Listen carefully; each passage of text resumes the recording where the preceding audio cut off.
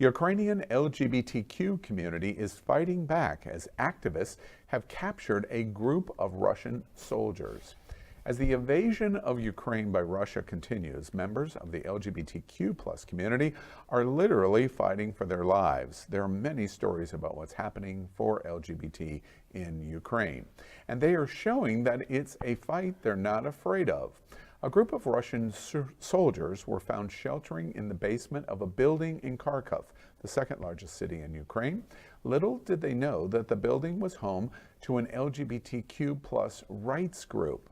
Gay veteran Viktor Pylypenko, who broke the story, said that when the activists found the soldiers, they beat them and took them captive.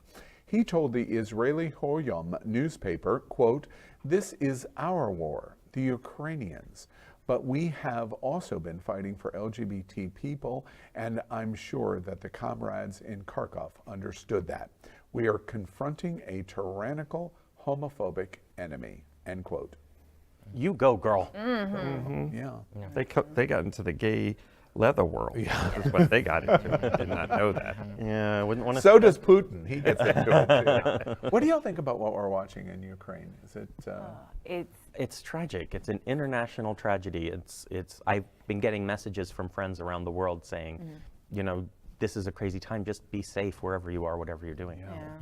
And I mentioned to you, Al, earlier, a friend of mine, I thought he was Russian born, but he was actually born in Ukraine. And 2 days ago, he got his Ukrainian passport updated, and he leaves on Friday to go help fight. He's got to fly through Poland to get there. But he wants to, if he says if his life ends, he'd rather it end there fighting for what's right. We're going to keep everyone up to date on this because Glenn's going to help us make that connection, because we definitely would like to talk to him before he flies to Ukraine. And John and several people have made the point that we want to talk to him once he's in Ukraine also. I watched this morning about 6:45 a.m. The president of Ukraine, when he was doing the live at the European Parliament, in front of Parliament, and I thought it was an incredible moment. If you want to understand what's going on in Ukraine, you should watch that speech that the president of Ukraine did in front of the European Parliament this morning. He was speaking in Ukrainian, and was being translated to the European Parliament. And the translator at the Parliament that was translating for him, the president of Ukraine talked about yesterday at Freedom Square in Kharkiv, that 2 cruise missiles hit Freedom Square in Kharkiv and killed 12 students yesterday during the attack in Kharkiv. And that story was being told by the president and the translator talking about it. And as the president talked about freedom and why Europe and the rest of the world needed to stand up for Ukraine, and the desperate conversation of the human rights abuses that we were watching, I was so moved because the translator got emotional and broke up translating for the president of Ukraine.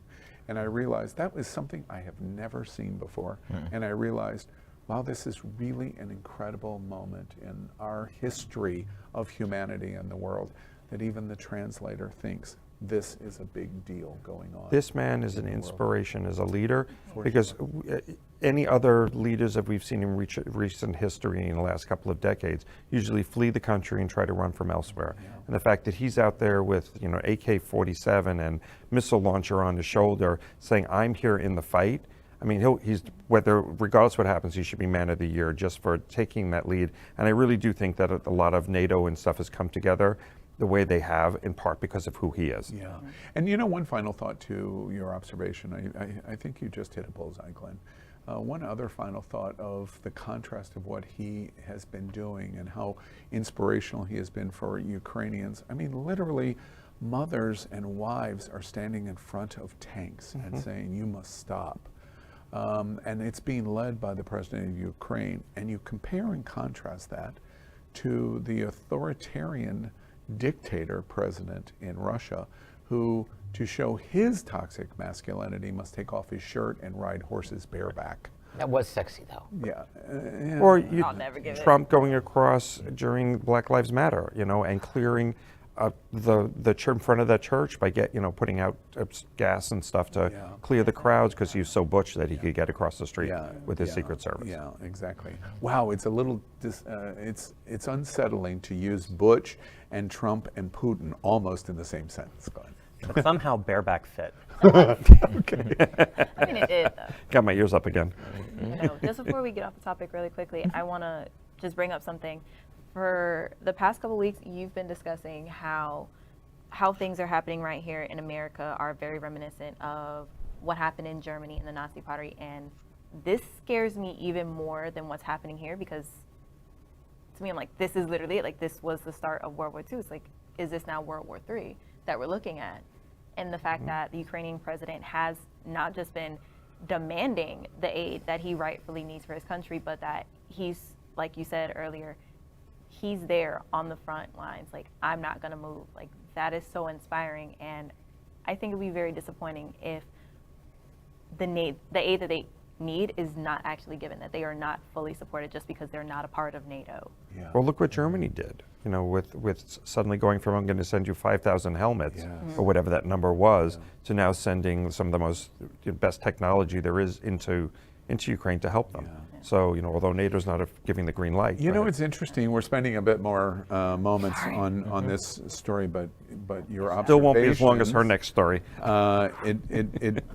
It gives me a pit in my stomach, because when you use the word World War II and then use the phrase World War III, there are a lot of very smart people that are talking about your exact point. I've watched a number of them.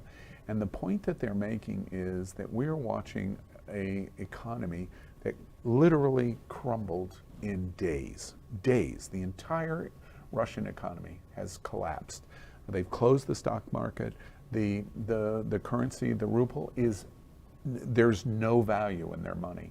When Switzerland took their action, the SWIFT fund of blocking their currency around the world, Russia's economy has collapsed. Now, maybe that doesn't have dramatic effect on them today, on Tuesday, but it is going to have dramatic effect. The economy of what we think is a superpower has collapsed literally overnight.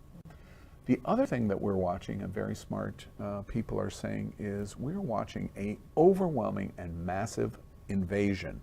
40-mile-long convoys that are running out of gas. Their technical capability as this massive army is beginning to expose how poorly organized they really are. They're not NATO. They're not NATO defense. They're for sure not the American U.S. military. And we're watching even their military in overwhelming superiority compared to the Ukrainians, and still they're having difficulty. The pit of both of those is that many people are suggesting why Putin is talking about nuclear weapons. There's no question they have that capability. He's desperate. He's desperate. And Hillary Clinton came on this morning on MSNBC talking about when Hillary Clinton and Marco Rubio agree, we've got a big problem. And both of them said, he's losing it. And your observation gives me a pit in my stomach of going, we've watched economic collapsing. We're watching military. They're not going to collapse because they are so overwhelming compared to Ukraine. But we're watching, if they were doing this in Poland, it would be a completely different situation. That 40 miles that we keep hearing about outside of Kiev would be wiped out in minutes in Poland. That 40 miles sitting there in Poland. So we may be watching really devastating news that are going to come in the days and weeks ahead. Yeah. That gives a pit in my stomach, to be honest with you. LGBTQ plus news is vital for our community and for the broader world as a whole. We have enough enemies at Fox News. Tucker, Sean, and Laura are loud. We need passionate allies. Happening Out Television Network, Queer News Tonight, and It's Happening Out are literally out of the closet and into the headlines. Our community needs your support. Like this broadcast and subscribe now to ensure the growth of the entire LGBTQ+